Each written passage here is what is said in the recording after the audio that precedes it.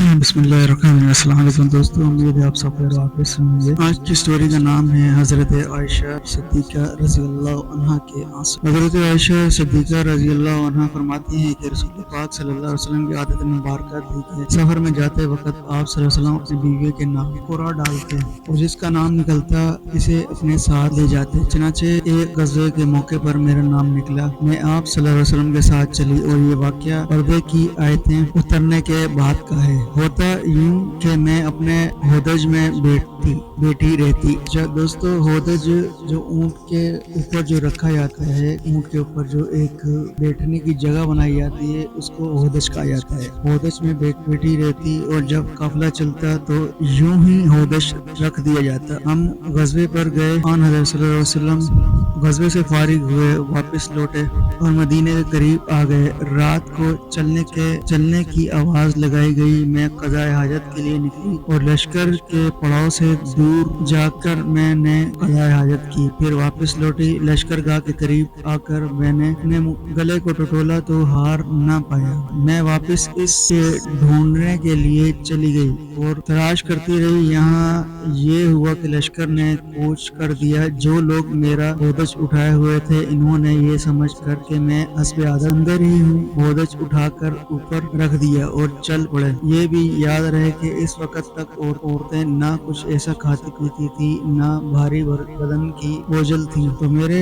होदज उठाने वालों को मेरे होने या ना होने का मतलब पता न चला और मैं इस वक्त अवाइल उम्र की थी ही। अलगर्ज बहुत देर के बाद मुझे मेरा हार मिल गया। यहाँ मैं जो पहुँची तो किसी आदमी का नामो निशान भी न था, ना कोई मारने वाला था, ना जवाब देने वाला। मैं अपने निशान के मुताबिक वहीं पहुंची जहां हमारा ऊँट बिठाया गया था और वो वहीं इंतजार में बैठ गई कि जब आप सल्लल्लाहु अलैहि वसल्लम चल कर मेरे ना होने की खबर पाएंगे तो मुझे तलाश करने के लिए यहीं आएंगे। मुझे बैठे बैठे नींद आ गई। इत्तेफाक से हजरत उस्मान बिन मुअत्तल सलमा ज़कवानी जो लश्कर के पीछे रहते थे, वो पिछली रात को सुबह चले थे। सुबह की चांद ने मैं यहाँ पहुँच गई। एक सोते हुए आदमी को देखकर ख्याल आता था कि गौर से देखा तो चूंकि पर्दे का हुक्म से पहले मुझे वो देखते ही पहचान गए और आवाज बुलंद इनकी जुबान से निकला, इन्ना लिल्लाहि व इन्ना इलैहि राजिऊन। इनकी आवाज सुनते ही मेरी आंख खुल गई और मैं अपनी चादर से अपना मुंह ढांप कर संभल बैठी। इन्होंने झट से अपने ऊँट को बिठाया और इसकी टांग पर अपना पांव रखा। मैं उठी और ऊँट पर सवार हो गई। इन्होंने ऊँट को खड़ा कर दिया और भगाते हुए ले चले। कसम अल्लाह की, ना वो मुझसे कुछ बोले, ना मैंने इनसे कोई भी बात की, ना दुआए इन्ना लिल्लाह के मैंने इनके मुंह से कोई कलमा सुना। दोपहर के करीब हम अपने काफिले से मिल गए। बस इतनी सी बात का हलाक होने वालों ने बतंगड़ बना लिया। इनका सबसे बड़ा और बढ़ चढ़ कर बातें करने वाला अब्दुल्ला बिन उबई सलूल था। मदीने आते ही मैं बीमार पड़ गई और महीने भर तक बीमारी में घर में ही रही। ना मैंने कुछ सुना, ना किसी ने मुझसे कहा। जो कुछ गुल गोपाड़ा लोगों में हो रहा था, मैं इससे बेखबर थी। अलबत्ता मेरे दिल में ये ख्याल बसा औकात गुजरता था कि रसूल पाक सल्लल्लाहु अलैहि वसल्लम की मोहर व मोहब्बत में कमी की क्या वजह है। बीमारी में आम तौर पर जो शफकत रसूल सल्लल्लाहु अलैहि वसल्लम को मेरे साथ होती थी, इस बीमारी में वो बात न पाती थी। इसीलिए मुझे रंज तो बहुत था मगर कोई वजह मालूम न थी। बस आन हजरत सल्लल्लाहु अलैहि वसल्लम तशरीफ लाते, सलाम करते और दरियाफ्त फरमाते, तबीयत कैसी है, और कोई बात न करते। इससे मुझे बड़ा सदमा होता मगर बहतान बाजों की तोहमत से मैं बिल्कुल गाफिल थी। अब सुनिए, इस वक्त तक घरों में लैट्रीन का इंतजाम न था और अरब के कदीम आदत के मुताबिक हम लोग मैदान में क़ज़ाए हाजत के लिए जाया करते थे। औरतें अमूमन रात को जाया करती थी। घरों में जो लैट्रीनें बनाने पर आम तौर पर नफरत की जाती थी, हस्बे आदत में उम्मे मुस्तलह बिन्ते अबी रहम इब्न मुत्तलिब बिन अब्दुल मुन्नाफ के साथ क़ज़ाए हाजत के लिए चली। इस वक्त बहुत ही कमजोर थी। ये उम्मे मुस्तलह मेरे वालिद की खाला थी। इनकी वालिदा सफर बिन आमिर की लड़की थी। इनके लड़के का नाम मुस्तलह بن اساسہ بن عباد بن عبد المطلب تھا۔ جب ہم واپس آنے لگے تو حضرت ام مصطلح کا پاؤں چادر کے دامن میں الجھا اور بے ساختہ ان کے منہ سے نکل گیا کہ تائس مصطلح غارت ہو۔ مجھے برا لگا اور میں نے کہا تم نے بہت بڑا کلمہ بولا، توبہ کرو، تم گالی دیتی ہو جس نے جنگ بدر میں شرکت کی۔ اس وقت ام مصطلح نے کہا بولی بی بی آپ کو کیا معلوم؟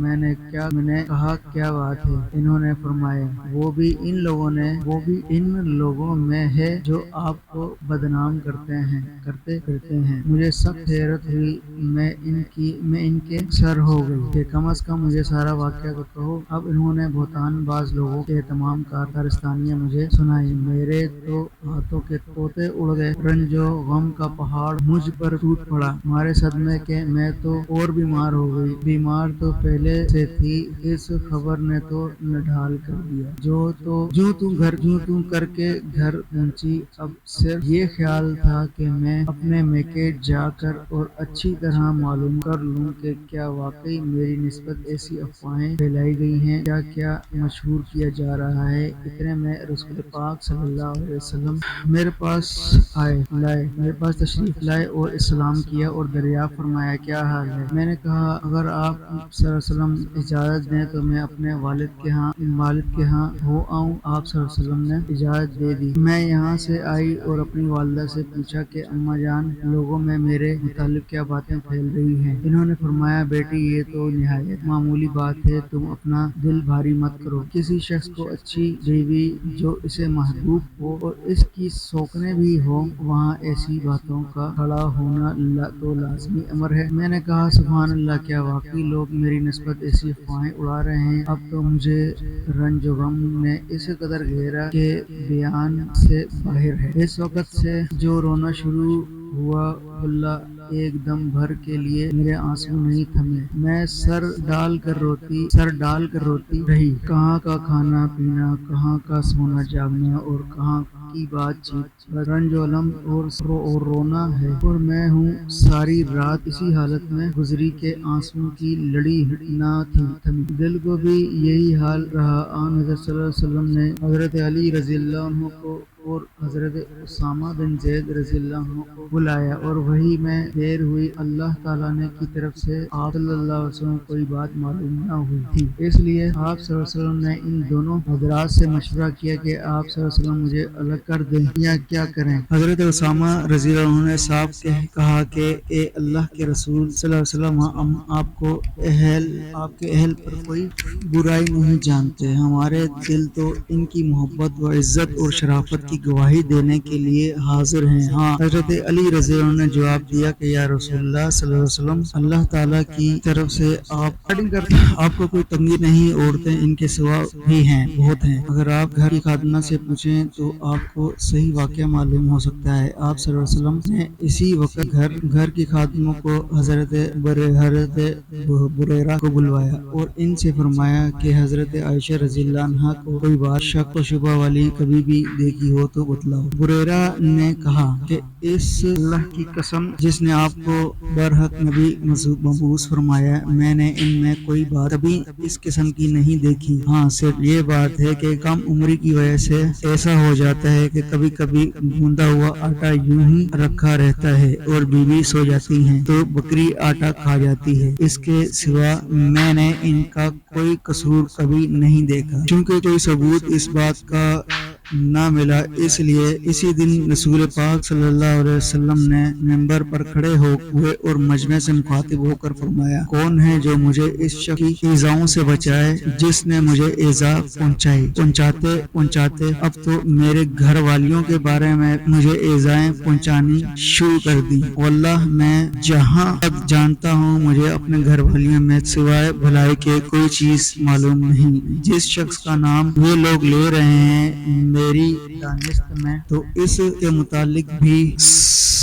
سوائے بھلائی کے اور کچھ نہیں۔ وہ میرے ساتھ ہی گھر میں آتا تھا۔ یہ سنتے ہی حضرت سعد بن معاذ کھڑے ہو گئے، فرمانے لگے یا رسول اللہ صلی اللہ علیہ وسلم میں موجود ہوں، اگر قبیلہ اوس کا شخص ہے تو ابھی ہم اس کے گردن تن سے جدا کرتے ہیں، اور اگر وہ ہمارے خزرج بھائیوں سے ہے تو میں آپ تو بھی آپ کا جو حکم دیں ہمیں اس کی تعمیل میں کوئی عذر نہ ہوگا۔ یہ سن کر حضرت سعد بن عبادہ کھڑے ہو گئے۔ یہ قبیلہ خزرج کے سردار تھے، تو یہ بڑے نیک بخت، مگر حضرت سعد بن معاذ کی اس وقت کی گفتگو سے انہیں اپنے قبیلے کی اہمیت آ گئی، اور اس کی طرف داری کرتے ہوئے حضرت سعد بن معاذ سے کہنے لگے نہ تو اسے قتل کرے گا اور نہ اس کے قتل پر تو قادر ہے۔ اگر وہ تیرے قبیلے کا ہوتا تو اس کا قتل کیا جانا کبھی پسند نہ کرتا۔ یہ سن کر اسید بن حضیر کھڑے ہو گئے۔ یہ حضرت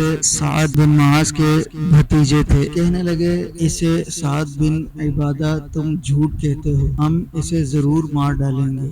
آپ صلی اللہ علیہ وسلم ہم اسے ضرور مار ڈالیں گے، آپ منافق ہیں کہ منافقوں کی طرف داری کر رہے ہیں۔ اب ان کی طرف سے ایک قبیلہ اور ان کی طرف سے ان کا قبیلہ ایک دوسرے کے مقابلے پر آ گئے۔ قریب تھا کہ اوس و خزرج یہ دونوں قبیلے آپس میں لڑ پڑے۔ حضور صلی اللہ علیہ وسلم نے منبر پر انہیں سمجھانا اور چپ کرانا شروع کر دیا، یہاں تک کہ دونوں طرف سے خاموشی ہو گئی۔ حضور صلی اللہ علیہ وسلم بھی خاموش ہو رہے۔ یہ تو تھا وہاں کا واقعہ۔ میرا حال یہ تھا کہ سارا دن بھی رونے ہی میں گزرا۔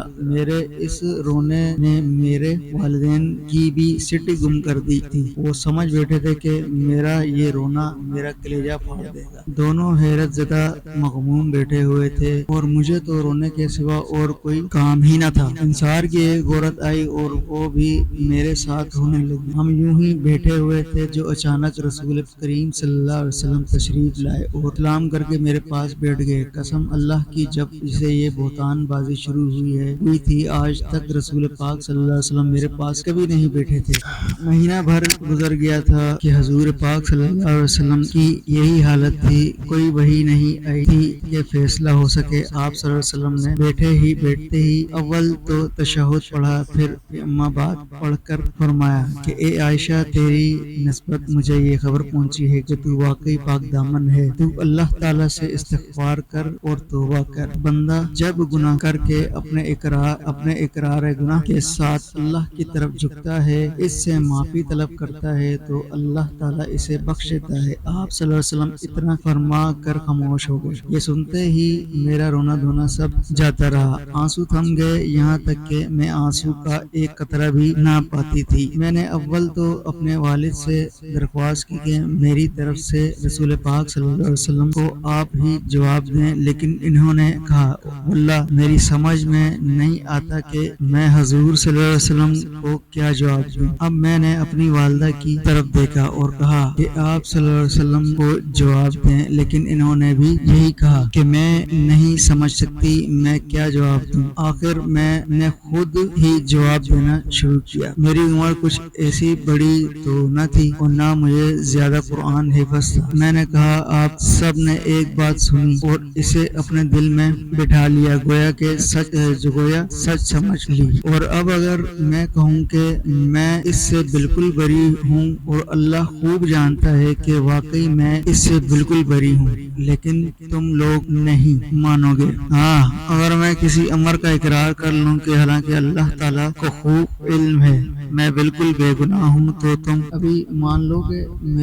میری اور تمہاری مثال تو بالکل حضرت ابو یوسف علیہ السلام کا یہ قول ہے، فصبر جمیل واللہ المستعان علی ما تصفون۔ بس صبر ہی اچھا ہے جس میں شکایت کا نام ہی نہ ہو، اور تم جو باتیں بناتے ہو اللہ ہی میری مدد کرے۔ اتنا کہہ کر میں نے کروٹ پھیر لی اور اپنے بستر پر لیٹ گئی۔ واللہ مجھے یقین تھا کہ چونکہ میں پاک ہوں اور اللہ تعالیٰ میری برات اپنے رسول صلی اللہ علیہ وسلم کو ضرور معلوم کرا دے گا، لیکن یہ تو میرے گمان میں بھی نہ تھا کہ میرے بارے میں قرآن کی آیتیں نازل ہوں گی۔ میں اپنے آپ کو اس سے بہت کم تر جانتی تھی۔